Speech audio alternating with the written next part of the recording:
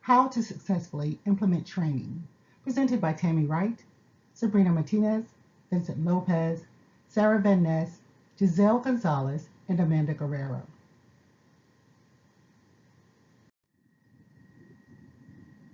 How to Successfully Implement Training. We're going to talk about what is training, why do we need training, what are the different types of training, the different levels of training, who gets the most out of training, and how to implement successful training. Training is important because it represents a good opportunity for employees to grow their knowledge base and improve their job skills to become more effective in the workplace. Despite the cost of training for its employees, the return on the investment is immense if it is consistent. Now we're going to talk about the different levels of training. The first level of training is management training, which is intended to help leaders learn new techniques and refine basic management skills. A good management training can strengthen a business by helping an organization run more efficiently. Then we have sales training, which is intended to help sales professionals achieve sales success for themselves or their organization. This particular training develops sales skills and techniques needed to approach cold leads, create new sales opportunities, close deals, and build rapport with clients and customers. Next, we're going to talk about something that we see a little bit more often, which is called on-the-job training, which is an instruction for employees that take place at work.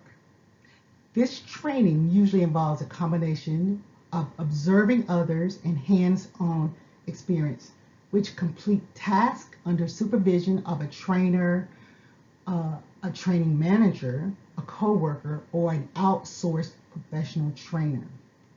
And the last training that we're going to talk about is blended training. Blended training is a type of learning that gives learners the ability to learn both face-to-face and online through digital platforms.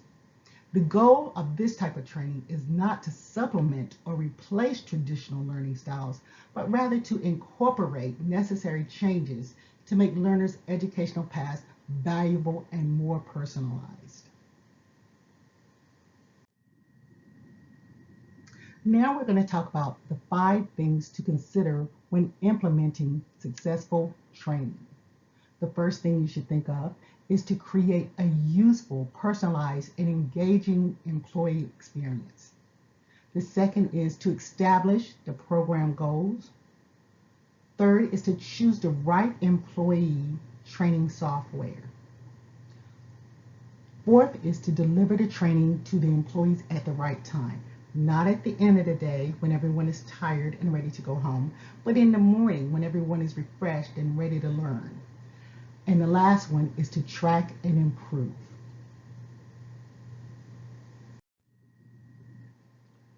Engage your employees. Employee engagement determines the success of your training.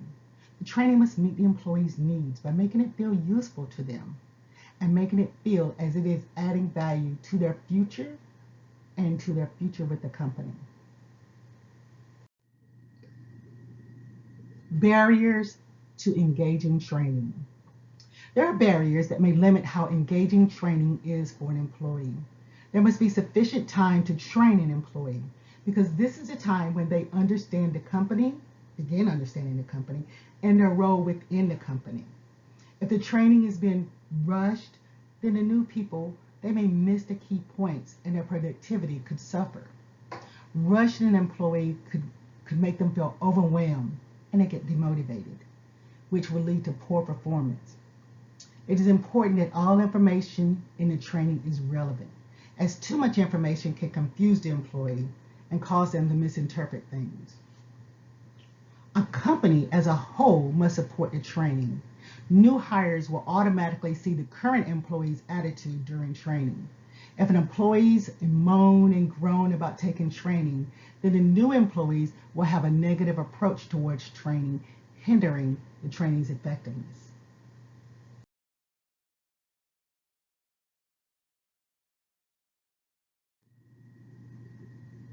Now we're going to talk about why do we need training. There are many reasons why we need training in the workplace. It improves your knowledge and your skills. It helps you keep up with the new safety regulations. You learn new protocols. It also satisfies the recommendation of your performance appraisal. It prepares the employees for higher responsibilities, and it shows employees that they are valued. Now we're going to talk about the different types of training. You have skills training, which include proficiencies needed to actually perform your job. Then you have soft skills training, which refers to personality traits, social graces, communication, personal habits that are used to characterize relationships with other people. Then we have professional training. This is a type of training that you're required to be up to date on in your own professional field. Then we have team training, a process that empowers teams to improve decision making, problem solving, and team development skills to achieve business results. And last of all, which is probably the most important, is safety training. It's a type of training that occurs to ensure employees are protected from injuries caused by work-related accidents.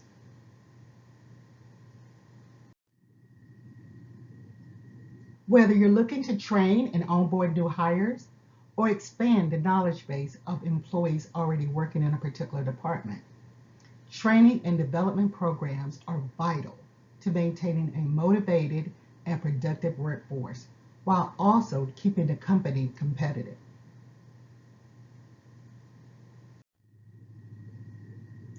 Regardless of your organization, effective training will be the key when establishing a competitive advantage over other businesses.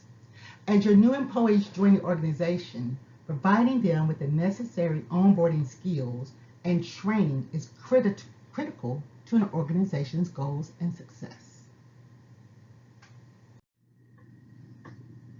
Establishing program goals. Establishing program goal is a priority for any organization that intends to start a training program. A program goal is the end result. In other words, it's what you're hoping to accomplish by conducting this training. Any organization looking to run successful training should develop criteria and standards to determine if its performance is a success. Aligning training with business goals. Your organization's training should complement its goals. Doing this will project a positive impact on your organization, and the better the organization does, the more the employees will benefit. So how do you start aligning your training goals with your business goals? First, you define the organization's future. This strategy starts with focusing on your business's vision, mission, and goals. 2, find the gaps. Find out if your employees have the right knowledge, skills, and abilities, which are called KSAs, to achieve the organization's vision. 3, set strategic training and development objectives. Develop training objectives that will help the employees get their knowledge, skills, and abilities that they need to achieve the business vision. Communicate training, purpose, and objectives. Ensure your employees understand that training helps them become more marketable, as well as help the business reach its goals. Deliver the perfect training. Ensure that your training is engaging, accessible, convenient, and suited to your audience. Support continuous learning in the workplace. From the leadership on down, create a workplace culture that supports continuous learning. And last of all, measure and repeat returning. Evaluate the change or improvement of your employees' performance. Look at what they've done, look at what they need to do. And that's how you should align your training with your business's goals.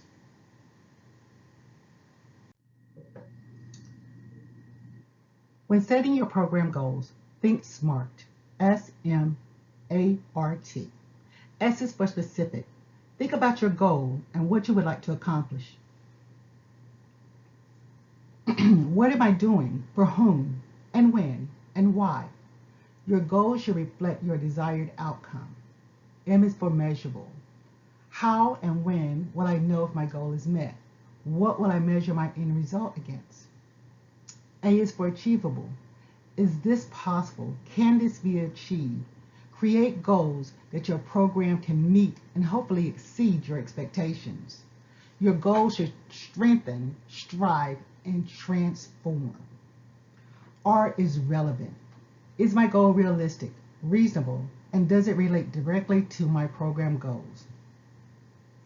T is for timely or time bound. What is my deadline date for completion? Can we have everyone trained 6 months from today's date exactly? Give yourself a deadline. Think SMART. SMART. When thinking about purchasing training for your organization, you must understand that training comes in several different forms. So what we're going to do is we're going to talk about some of the forms of training, and you need to factor in the pros and the cons of each training. The first thing we're going to talk about is online training. It's a weekly email correspondence with a teacher. It could be automated, and it's at a set your own pace kind of program. Now the pros to this is you can access training to almost any learning institution. It's flexible scheduling and it's pretty inexpensive compared to traditional classroom courses. The cons are it requires self-discipline and focus. You don't have a lot of interaction with your teacher or other students, and it requires a level of technical competence to complete. Okay? Now we're going to talk about another training, which is something called like train the trainer. This is where companies send a few employees to the training, and then those employees come back and they train the other employees within the unit or the organization. Now the pros about this is it's also very inexpensive. It encourages employees to educate others. It promotes face time and open discussion with the colleagues. The cons are not everybody's a pretty good teacher. Just because they talk well doesn't mean they're a good teacher. It's time consuming, which will hinder productivity to a point for some employees. And it may strain other employees from asking questions because they don't want any confrontation. So those are two of the trainings that we're going to talk about. We've got two more right after this. Now we're going to continue to talk about the different types of training that you should look at for your organization and the pros and cons of those training. Now, if you have a couple of employees that all need the same training, bringing a person to your organization might be most economical for you. The pros of this is that there's no cost to employees. The curriculum is customized for your organization only. And the trainer brings a teaching expertise to the course. Now, the cons of this is the consultant may be unfamiliar with the way your company works, your equipment, and how you do things. And also, if you want a quality instructor, sometimes it's pretty expensive.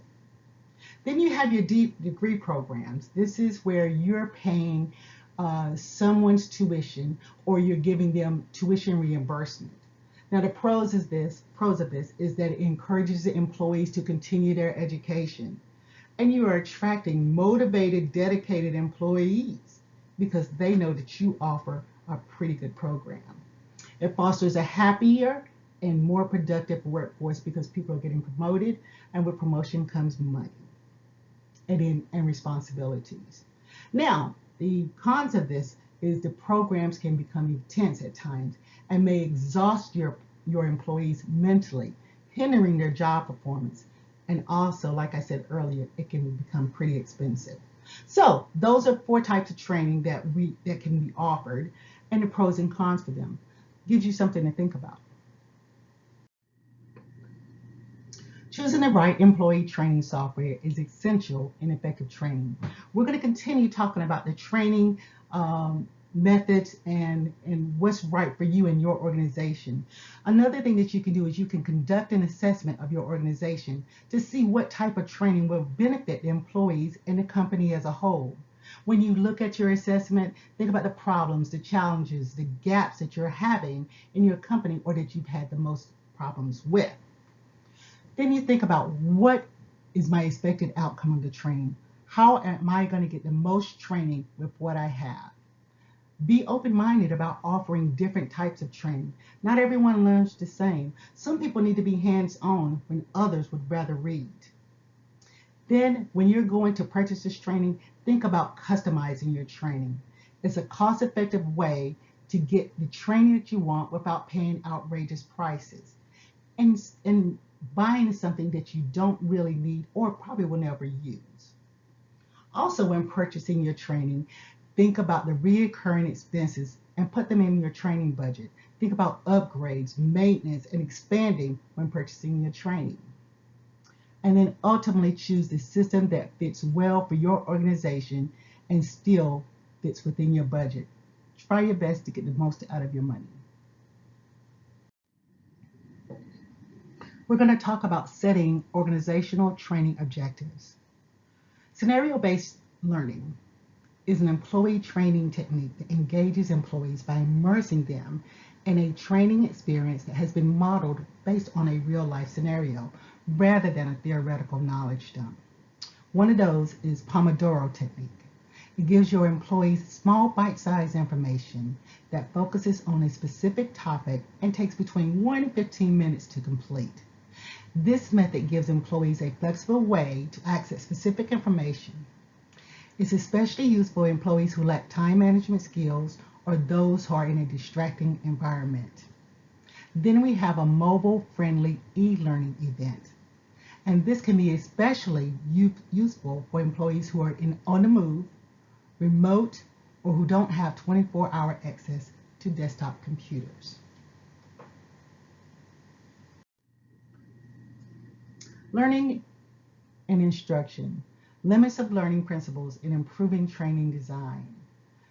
First, you have task analysis, any task that can be analyzed into a set of distinct component tasks.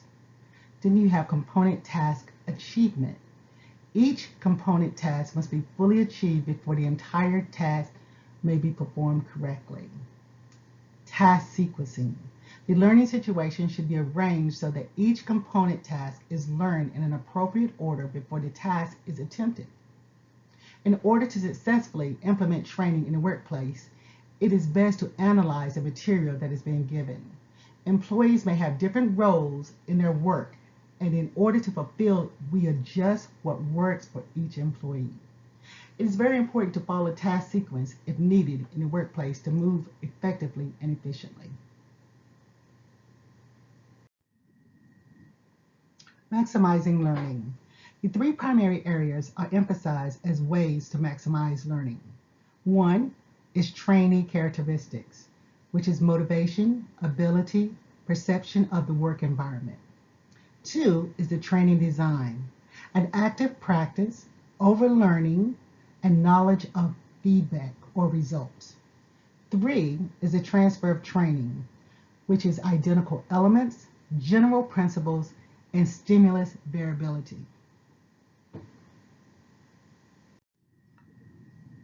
Speaking a little bit more about maximized learning, we're going to talk about a learner or trainee's personal characteristics will influence how he or she tasks new information.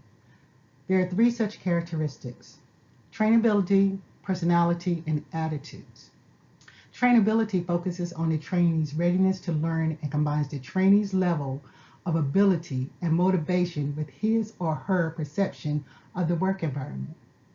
Their personality is a stable set of personal characteristics that account for consistent patterns of behavior. And their attitude represents a person's general feeling of favorableness or unavoidableness towards a stimulus subject. More on maximized learning, we're going to talk about transfer of training. Transfer of training is an important and recurring theme in the HRD literature. A main goal is to ensure that employees perform their jobs effectively. The transfer of training to the job situation is critically important to the success of HRD efforts. Transfer can take different forms. A positive transfer occurs when the job performance improves as a result of training. Zero transfer occurs when there is no change in a job performance as a result of the training. A negative transfer occurs when the job performance worsens as a result of the training. Feedback helps keep employees motivated and engaged while helping them get the most out of training.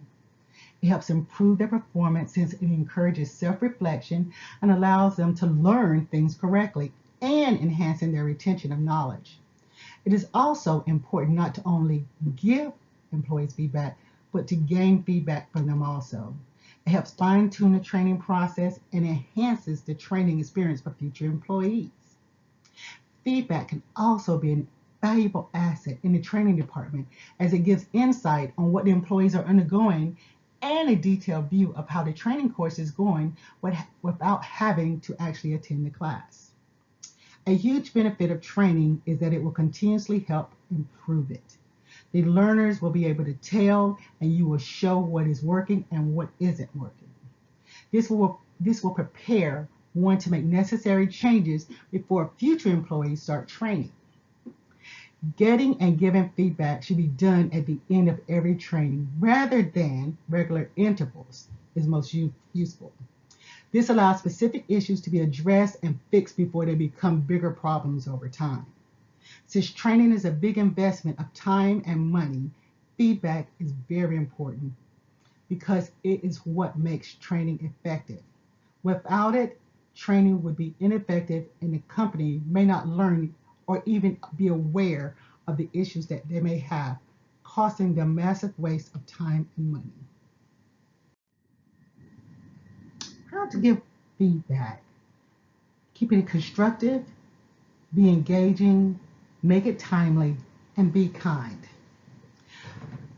So we're going to talk about how important feedback is, but only when given in the correct way. It is not enough to tell an employee that they were wrong or right. Instead, explain to them what they did wrong and how they can do things to make it better and be successful the next time. Giving them a real-life example will help them retain the knowledge. It is the key to not to wait to give feedback. It's more efficient if you give it instantly. If you wait too long, employees may lose or forget and not remember what they did wrong or right. Waiting too long to correct their behavior could cause them to get used to doing things the wrong way, decreasing productivity. Naturally, employees will lose confidence when their errors are brought to attention. How do you correct that? Explain to the employee what they did correctly. Use it in kind words. Explain to them what they did. It's also important to remind yourself why you're giving the feedback. The purpose is to improve the employee's confidence and ability to do the job correctly. People will respond better if you're positive and focused on improvement. Though some feedback may be negative, it's important to keep the feedback fair and balanced. It is also important to conduct feedback in a private setting where a conversation will not be interrupted or overheard. When done the right way, feedback can have an effective and long-lasting effects.